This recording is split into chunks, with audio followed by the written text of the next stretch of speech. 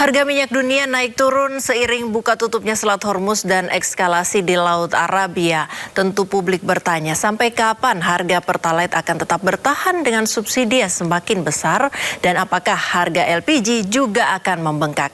Kita akan membahasnya bersama dengan ekonom Universitas Paramadina, Wijayanto Samirin. Selamat sore Pak Wija. Sore, Mbak Priska. Ya, Pak Wija, ini kan pemerintah memastikan bahwa harga BBM dan LPG non-subsidi ini masih bertahan dengan harga seperti ini sampai setidaknya akhir tahun 2026. Tapi antrian panjang di SPBU masih panjang dan makin panjang. Bagaimana Anda melihat ketidaksesuaian ini? Iya, saya rasa antrian panjang itu sebenarnya harusnya diantisipasi sejak lama. Ketika pemerintah menaikkan harga Pertamax, saya rasa sudah bisa diprediksi akan ada antrian panjang di Pertalite. Jadi secara operasional, teknis sebenarnya Pertamina harusnya sudah mengantisipasi ini. Karena hal-hal seperti ini kan sudah terjadi berulang kali.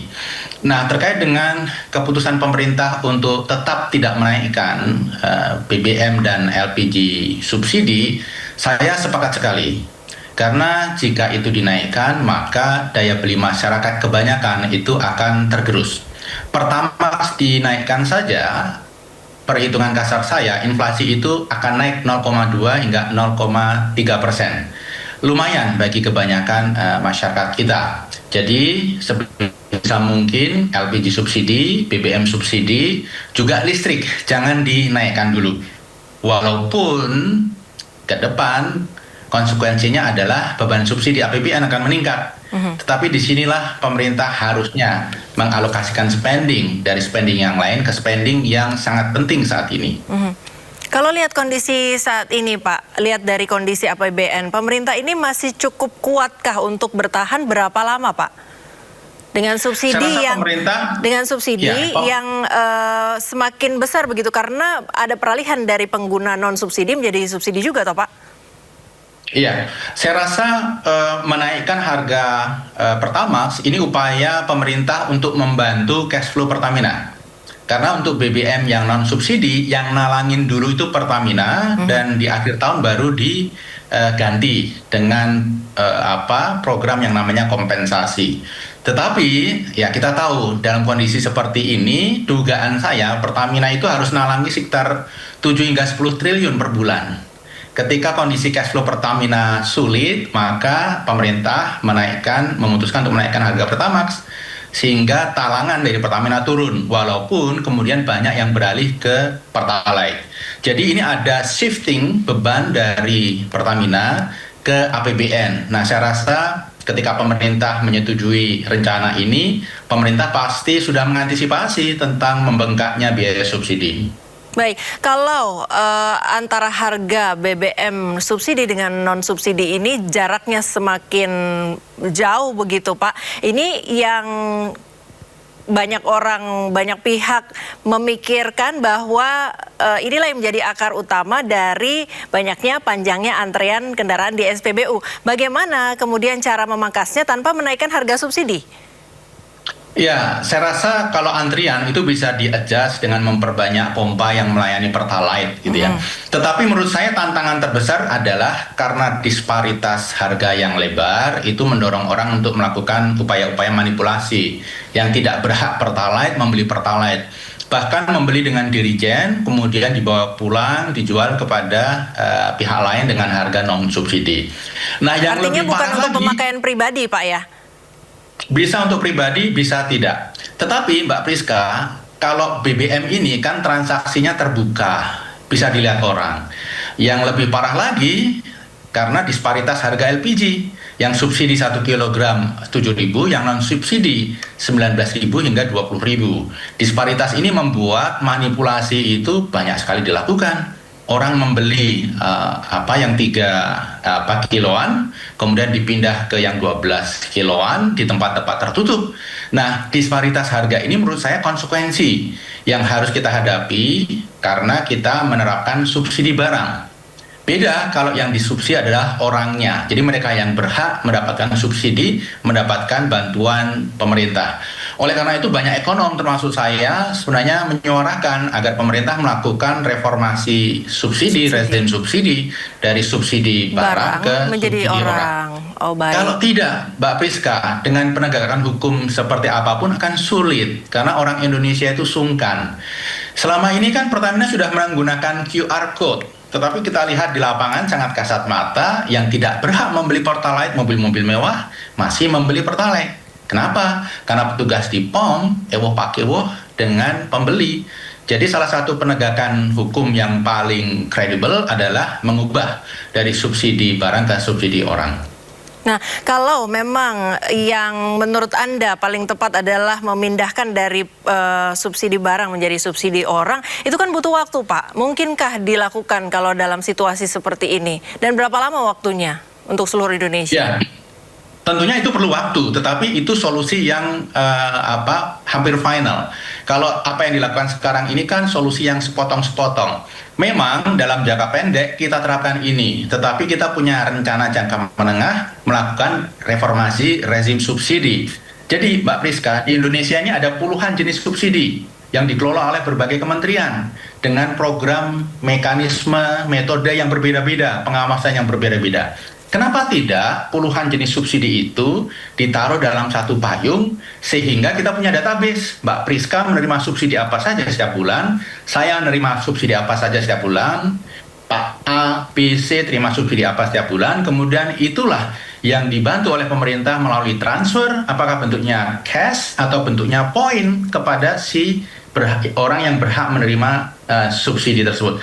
Saya rasa banyak negara sudah mulai menerapkan itu, bahkan termasuk India. Kenapa kita tidak melakukan? Karena secara teknologi ini sudah sangat-sangat realistis. Baik, tidak membutuhkan dana begitu Pak yang cukup signifikan? Pasti, tetapi tantangan terbesar adalah melakukan upgrade dan update database. Itu selalu menjadi tantangan di Indonesia. Tetapi begini, kalau kita melihat ya total subsidi yang dikeluarkan oleh pemerintah termasuk bansos, itu kan hampir 900, bahkan ada yang mengatakan mendekati 1.000 triliun setahun. Kalau kita menginvestasikan sebagian kecil dari itu untuk investasi sistem, saya rasa akan worth it dalam jangka menengah dan jangka panjang. Baik, karena yang banyak analisis Mbak Priska yang mengatakan subsidi BBM, LPG itu yang salah sasaran 30%. Ya, dalam kondisi saat ini Pak ada wacana untuk pembatasan pembelian ini berdasarkan kriteria kendaraan atau NIK begitu. Nah, secara ekonomi makro apakah sistem kontrol digital ini benar-benar bisa menekan biaya subsidi sebelum mungkin perubahan yang Anda pikir ideal atau Anda sarankan untuk menjadi yang ideal itu berjalan? Ya, dengan penerapan itu saya rasa ada deterrent effect. Jadi mereka yang mau coba-coba karena ada kerumitan-kerumitan tertentu, mereka kemudian deter themselves, menahan untuk tidak melakukan. Walaupun dari sisi pelanggaran masih saja pasti ada, masih ada orang yang nekat, tetapi ada efek deterrent jumlahnya lebih rendah, apalagi kalau kemudian dilakukan penegakan yang benar. Jadi menurut saya harus ada sanksi bagi pompa-pompa bensin yang membiarkan pelanggaran terjadi. Tidak perlu pengawasan 100% 24 jam sehari, tetapi barangkali random sampling, menggunakan mystery gas dan lain sebagainya. Saya rasa ada taktik-taktik yang secara statistik itu bisa diandalkan untuk menghindari subsidi yang tidak tepat sasaran. Bapak, kalau bicara tentang harga BBM yang naik berkaitan dengan kondisi geopolitik, ini jika harga minyak dunia kembali melonjak tajam, seberapa besar bahayanya terhadap pembengkakan subsidi? Kalau berlanjut begitu, Pak? Ya, saya rasa harga minyak akan tetap di atas 90, tetapi barangkali tidak akan tembus 100. Kenapa? Karena Trump akan menjaga ini supaya tidak mengganggu elektabilitas Republikan. November nanti kan ada pemilu sela. Jadi mereka juga tidak ingin, Trump tidak ingin, Republikan tidak ingin harga BBM tinggi sekali di Amerika sehingga mereka kalah. Dampak bagi defisit APBN saya rasa akan luar biasa. Karena asumsinya kan 70. Kemudian sekarang harga rata-rata sudah 92-95. Setiap naik 1 US dollar itu defisit membengkak hingga 8 triliun setahun. Itu baru dalam US dollar ya. Kalau US dollarnya menguat terhadap rupiah, Nah, kita kalikan lagi dengan faktor depresiasi rupiah. Jadi luar biasa besar. Tapi Mbak Priska, pemerintah tidak punya pilihan. Pada saat daya beli masyarakat sedang rendah, sedang drop, ya hal-hal seperti ini harus dipertahankan. Karena BBM ini adalah sesuatu yang sangat signifikan, sensitif. Tidak hanya dampak terhadap inflasi, tapi makna simbolisnya, Mbak. Baik, kalau jalan yang ditempuh oleh pemerintah menutupi selisih subsidi ini dengan memilih opsi efisiensi belanja kementerian, bagaimana Pak? Itu pilihan yang paling tepat, dan itu yang ditunggu oleh masyarakat. Program-program seperti MBG, KDMP, belanja alutsista, saya pikir kalau pemerintah mengumumkan itu, ini ditunda supaya masyarakat bisa mengakses BBM dengan harga terjangkau. Masyarakat akan sangat mengapresiasi, dan ini akan merupakan pesan yang bagus sekali. Karena selama ini kan pemerintah dianggap oleh sebagian kalangan kurang peka terhadap situasi yang dirasakan oleh masyarakat. Baik, tapi mungkinkah efisiensi di kementerian ini dilakukan lagi mengingat sudah dilakukan sebelumnya besar-besaran? Jadi tergantung, masih ada program-program misalnya ya, efisiensi di Kementerian Pendidikan. MBG itu kan di bawah Kementerian Pendidikan. Dan anggarannya dimasukkan di situ. Jadi yang kita sasar programnya, jangan kementeriannya. Program-program tertentu di bawah kementerian yang big ticket item itu yang menjadi target. Kalau hanya memangkas biaya perjalanan dinas, memangkas biaya meeting segala macam, tidak signifikan, Bapak ya. Apalagi begini Mbak Priska, dalam kesempatan ini saya juga ingin share. Kuartal ketiga nanti akan ada banyak Pemda yang mengalami defisit fiskal tidak bisa beroperasi. Mereka butuh bantuan dari pusat. Sehingga efisiensi itu perlu dilakukan seawal mungkin untuk mengantisipasi apa yang terjadi di kuartal 3 nanti. Ya, melihat dari langkah-langkah pemerintah saat ini, mungkinkah itu terjadi, Pak? Kita dorong terus. Tapi kalau kita belajar ya, dari awal tahun ini hingga saat ini, pemerintah ada kecenderungan denial, ada kecenderungan sense of crisis-nya kurang menonjol, ada kecenderungan telat memberi respon. Nah, saya rasa ini jangan sampai terjadi. Makanya kita suarakan terus masukan kepada pemerintah. Baik, terkait harga BBM lagi, Bapak, ini seberapa besar korelasi antara kenaikan harga energi dunia dengan inflasi harga pangan di dalam negeri? Mengingat biaya logistik nasional ini tergantung pada BBM juga untuk distribusinya, Pak. Oh sangat, karena BBM ini kan larinya kemana-mana, ke biaya transportasi, biaya logistik, kemudian biaya produksi. Karena jangan salah, petrochemical itu mayoritas juga berbahan baku minyak bumi.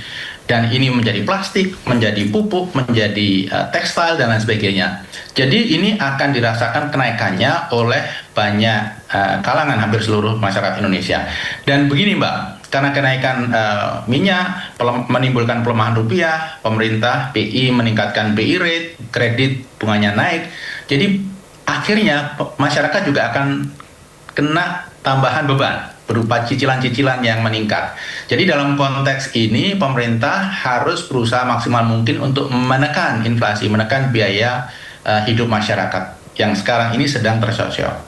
Baik Pak, kalau LPG 3 kg Pak, ketergantungan impor kita kan masih tinggi Pak. Kalau harga LPG dunia ikut melonjak akibat tensi geopolitik, strategi apa yang paling efektif untuk menekan beban subsidi LPG tanpa harus mencabut subsidi bagi masyarakat? Saya rasa karena masyarakat kita sudah quote-unquote sangat tergantung pada LPG, tidak punya pilihan lain, jadi ya memang mau tidak mau harus dilakukan subsidi ini, berapapun biayanya. Karena begini, masyarakat miskin pun sekarang sudah pakai LPG. Sekarang 100%, hampir 100% masyarakat kita pakai LPG. Yang pakai kompor listrik masih sangat jarang. Yang pakai kompor minyak tanah sudah tidak ada lagi. Kembali ke kayu bakar tidak mungkin. Jadi itu harus tetap dilakukan. Tetapi begini Mbak, saya mengusulkan subsidi yang adaptif. Jadi Mbak bisa bayangkan Mbak Priska, sejak tahun 2007 LPG subsidi itu tidak pernah naik. 7.000 terus. Nah subsidi yang adaptif ini adalah subsidi yang harganya naik mengikuti inflasi. Saya rasa itu fair bagi masyarakat dan fair juga bagi pemerintah. Karena kalau tidak dilakukan seperti itu ya yang terjadi seperti sekarang, harga internasional. Perbedaan harganya terlalu menonjol Pak ya? Ya. Harga internasional 20.000, harga subsidi 7.000, gapnya jauh sekali. Ini mendorong orang untuk melakukan manipulasi. Baik, kita akan lanjutkan sesi dialog. Bapak, mohon ditahan sebentar. Kita simak informasi yang satu ini dulu mengenai pemerintah yang akan mempercepat program peralihan penggunaan liquid petroleum gas ke compressed natural gas sebagai bagian dari upaya diversifikasi energi nasional.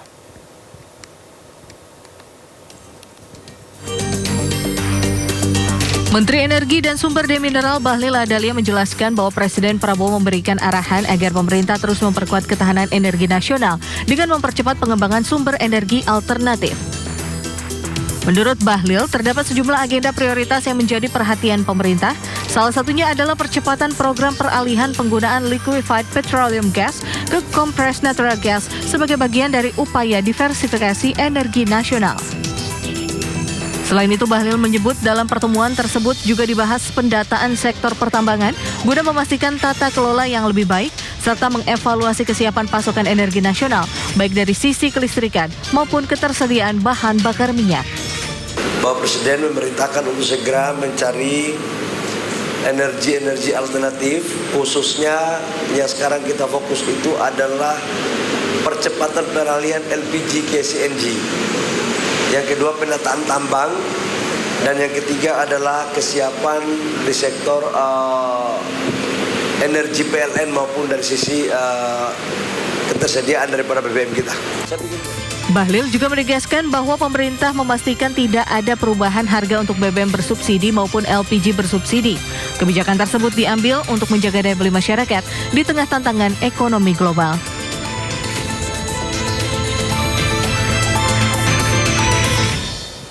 Ya, Pak Wija, terkait dengan rencana perpindahan dari LPG ke CNG ini peralihan sebagian begitu untuk diversifikasi, bagaimana menurut Bapak?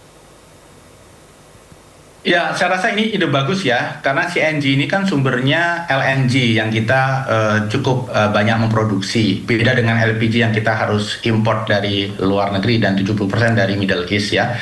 Jadi dari sisi sumbernya kita punya. Memang tantangannya kemudian nanti tantangan yang sifatnya operasional teknis di lapangan gitu ya. Perlu penyediaan tabung, kemudian modifikasi mesin, kemudian pompa bensinnya juga akan berbeda dan lain sebagainya. Nah, ini dari sisi teknis perlu persiapan, tetapi cocok misalnya ini diberikan untuk kendaraan umum. Jadi bis, kemudian apakah truk angkut dan lain sebagainya. Kalau untuk kendaraan pribadi rasanya perlu cara yang lebih bertahap. Baik, terkait dengan daya beli masyarakat Bapak, ini BI sudah melakukan intervensi melalui BI Rate untuk menjaga stabilitas rupiah. Sejauh mana kebijakan moneter ini bisa membentengi daya beli masyarakat dari inflasi energi akibat gejolak ekonomi global? Ya, BI Rate dinaikkan ini kan membuat rupiah kemudian lebih menguat ya. Ini bagus dalam konteks imported inflation, energy inflation itu akan lebih terkontrol. Tapi kan kita juga lihat di lapangan, ketika BI Rate dinaikkan, rupiah menguat sementara. Kemudian setelah itu tekanan ke bawah menguat lagi. Karena begini, apa yang dilakukan oleh BI ini adalah solusi sementara. Solusi yang sesungguhnya adalah penguatan fiskal, penguatan kredibilitas kebijakan pemerintah, confidence investor, dan lain sebagainya. Ini perlu waktu untuk dijalankan. Bahkan begini, apa yang dilakukan BI ini sudah proper. Jangan kemudian BI ditekan-tekan lagi untuk melakukan intervensi. Misalnya lebih awal menaikkan BI rate, kemudian menjual swap facility dengan diskon untuk investor asing. Jadi hal-hal seperti ini oke dilakukan, tapi jangan eksesif. Karena kalau eksesif, yang pertama, BI akan kehilangan banyak amunisi. Yang kedua, yang eksesif itu membuat investor asing justru khawatir ini. Kenapa kok begitu eksesif? What's happened? What's really going on di Indonesia? Begitu, Mbak. Baik, Bapak, terkait dengan daya beli masyarakat tadi, yang paling sederhana mungkin bisa dilihat dari warteg-warteg sepi begitu, terkait dengan harga kebutuhan pokok yang naik, yang berimbas pada warteg, kemudian wartegnya menjadi sepi. Kita simak dulu, Bapak, sebelum kita lanjutkan dialog, informasi yang satu ini.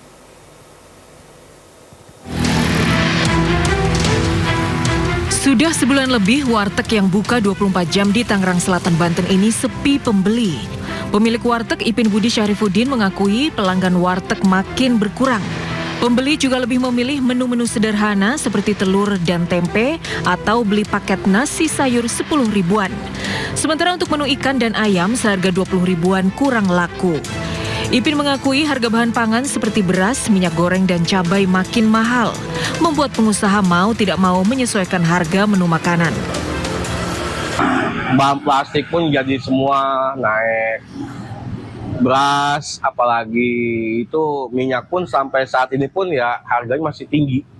Konsumen tuh menanyakan paket 10 ribu atau enggak ya dia milih makan yang murah lah. Beda dengan apa yang dirasakan para pengusaha warteg, Menteri Keuangan Purbaya Yudi Sadewa malah tidak percaya dengan fenomena sepinya warteg saat ini. Purbaya juga membantah penurunan omset warteg merupakan cerminan lemahnya daya beli masyarakat. Cari warteg yang ini memang jelek, mungkin 5 warteg. Tapi mungkin aja dia kalah bersaing, sana lebih bagus, pindah ke sana. Itu yang kita mesti hati-hati. Saya sih akan investigasi betul nggak seperti itu. Tapi kalau kita jalan ke kampung-kampung semuanya rame loh. Kemarin saya makan cabai hijau masih rame. Ayam cabai hijau loh. Itu jadi hati-hati menerjemahkan data. Purbaya yakin ekonomi RI masih solid dan tumbuh di atas rata-rata pertumbuhan ekonomi ASEAN. Tim Liputan iNews melaporkan. Ya Pak Wija, ini sejumlah warteg mengaku makin berkurang begitu pembelinya, makin sepi. Tapi Menteri Keuangan bilang bahwa warteg tetap ramai, terus mall, konser juga katanya tetap ramai. Bagaimana menjelaskan ini terkait dengan melemahnya daya beli masyarakat, Pak? Ya, kalau Pak Menkyu yang ke warteg ya pasti rame, ajudannya aja udah berapa, wartawan yang ikut berapa. Iya. Gitu. Tetapi memang saya ingin memberi masukan kepada Bapak Menteri supaya ketika menarasikan sesuatu, terutama di media itu menggunakan data. Karena ketika beliau menggunakan analogi seperti itu, saya khawatir kredibilitas beliau akan tergerus. Nah, tentang daya beli yang turun, warteg yang makin sepi, kita pakai data BI saja, Mbak. Jadi tahun ini BI itu melakukan survei setiap bulan tentang bagaimana masyarakat Indonesia membelanjakan uangnya. Jadi dari 100% yang diterima pendapatan kemana saja. Nah, trennya selama tahun ini, Mbak, yang dikonsumsi itu turun. Jadi pendapatan yang kemudian dikonsumsi untuk belanja, termasuk ke warteg itu turun. Artinya ada penghematan rumah tangga, Pak ya? Nah, yang menarik, untuk membayar cicilan juga turun. Jadi mereka tidak berinvestasi, mereka mengurangi konsumsi. Apa yang meningkat? Tabungan. Jadi ini menunjukkan masyarakat kita rasional, antisipatif, sehingga menghadapi situasi yang sulit, pendapatan yang terus-menerus justru mengurangi spending untuk konsumsi, mengurangi cicilan, Menambah artinya tabungan. mengurangi ketergantungan pada utang, kemudian memperbanyak tabungan untuk melakukan persiapan jika winter is coming. Justru pemerintah harus belajar nih dari masyarakat, konsumsinya ditekan gitu ya, jangan konsumsinya dinaikkan gitu ya, savingnya dinaikkan gitu ya, bukan utangnya yang dinaikkan. Dalam konteks ini masyarakat sangat bijak dan pemerintah perlu belajar dari mereka. Baik, terima kasih Pak Wija, Ekonom Universitas Paramadina, Bapak Wijayanto Samirin sudah bersama kami di Dialog Sindo Sore. Selamat beraktivitas Bapak, terima kasih untuk paparannya dan jawabannya dalam Dialog Sore hari ini. Makasih. Pemirsa, kita akan kembali pantau sejumlah CCTV ibu kota yang terdampak aksi mahasiswa pada sore hari ini. Pertama kita akan pantau kawasan Simpang Semanggi, Jakarta Selatan yang terpantau saat ini di arah kiri agak padat pemirsa.